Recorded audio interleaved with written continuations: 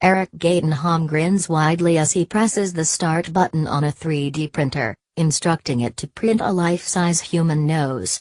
It sparks a frenzied 30-minute burst of energy from the printer, as its thin metal needle buzzes around a petri dish, distributing light blue ink in a carefully programmed order. The process looks something like a high-tech sewing machine weaving an emblem onto a garment. But soon the pattern begins to rise and swell, and a nose, constructed using a bioink containing real human cells, grows upwards from the glass, glowing brightly under an ultraviolet light. This is 3D bioprinting, and it's almost too obvious to point out that its potential reads like something from a science fiction novel.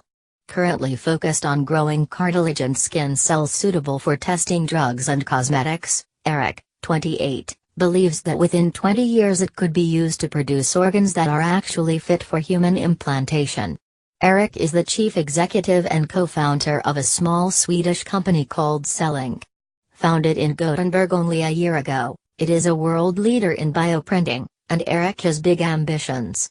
The goal, from the start, was to change the world of medicine. It was as simple as that, he says. And our idea was to place our technology in every single lab around the world.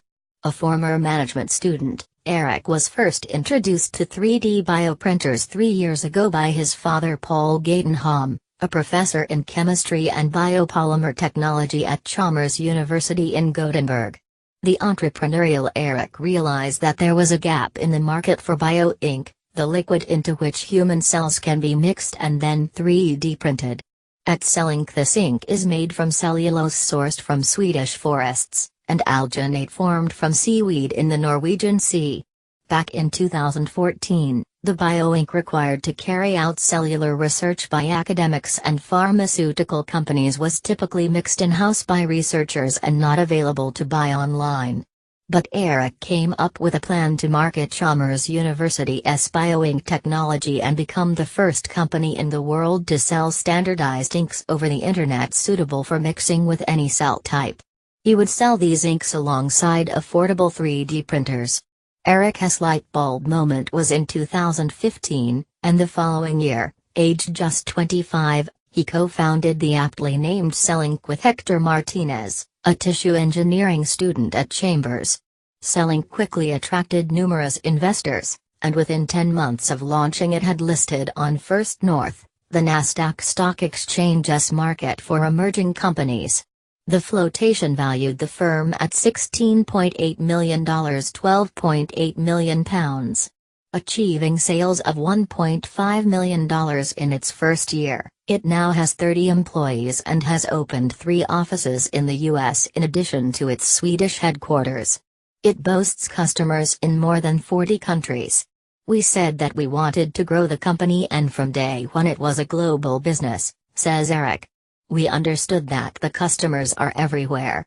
With the bioinks priced between $9 and $299, and the company's printers between $10,000 and $39,000, most of Cellink's sales have so far been to academic institutions in the US, Asia and Europe, including Massachusetts Institute of Technology, Harvard University, and University College London.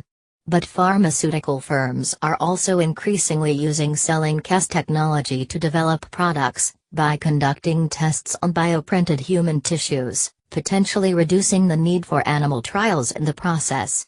The company puts its rapid global expansion down to a range of factors, including access to existing technologies already developed for standard 3D printers, a strong online presence through videos and social media, and plenty of traditional, face-to-face contact with clients. We go to the customer. We spend days there. We train them and ensure that they are up and running, says Eric. It's the time that you spend with the customer where you truly learn what they need. Iris Ahn, a life sciences investment advisor at Business Region Gothenburg, the state-funded company working to increase investment in the city, says that Eric's confident and friendly persona has helped Cellink to grow. When you meet Eric, you get the feeling this guy is going to succeed no matter which company he starts, she says. But taking risks, argues Ahn, was also an essential factor in Cellnex expansion. She says that while bioprinting offers incredible potential when it comes to drug testing, organ transportation and wound healing, the startup took a gamble by launching its products before the human tissue market was fully developed.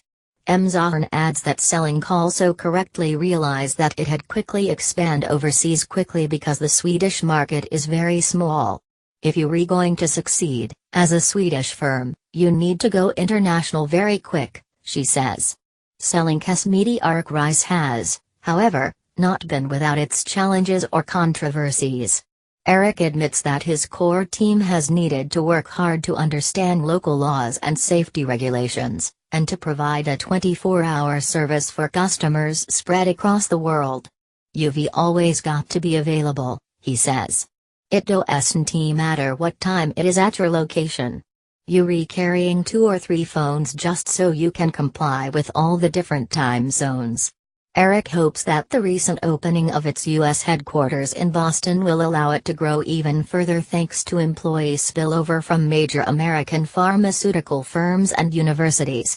Being in that area, we have the ability to pick some of the most brilliant minds in the world, he says. Meanwhile, Cellnex is planning ahead to reach its much longer-term goal, to help solve the global shortfall in organs available for transplants. Many experts in the field predict that bioprinting could be used to create functioning organs for implantation within 10 to 20 years, a possibility that opens up a minefield of ethical concerns that are set to keep the company on its toes as it continues to grow. A lot of people could think that bioprinting is playing God, admits Erik. But he argues that his firm is in favor of a climate that encourages scrutiny and regulation as the market evolves, and says that Cellnex is already starting to work closely with relevant medical bodies and institutions. He says that collaborating on safety tests and standards will ensure that the emerging bioprinting industry doesn't end up transforming its science fiction script into a horror movie. I believe in this. This is my passion. I live for this and I just don't see that any regrets are very vivid today, he says.